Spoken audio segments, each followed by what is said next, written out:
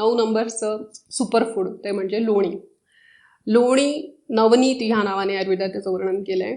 बुद्धिवर्धन किंवा 5व्या महिन्यामध्ये गर्भाची बुद्धी तयार होत असते असं सांगितलंय. तर त्यावेळेस ना गर्भवती स्त्रीने लोण्याचं सेवन करावं हे जास्त श्रेष्ठ आहे असं सांगितले. त्याच्यामुळे लहान मुलांना विशेषतः जेव्हा त्यांचा ब्रेन डेव्हलपमेंटच्या स्टेजमध्ये असतो त्यावेळेस लोण्याचं सेवन करावं.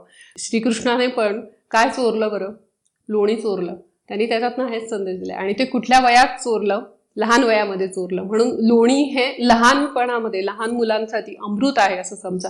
एक वेळेस तूप नाही खाल्लं, दूध नाही प्यायले मुलं तरी चालतील, पण लोणी मात्र त्यांनी अवश्य सेवन करावं. इतकं लोण्याचं महत्त्व आहे.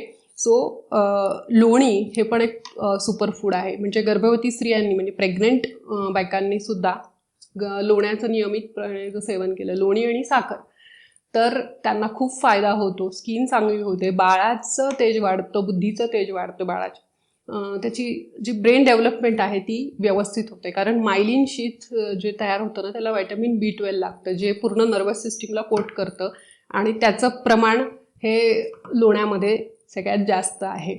त्याच्यामुळे शाकाहारी लोकांसाठी व्हिटॅमिन B12चा सोर्स सुद्धा लोणी आहे.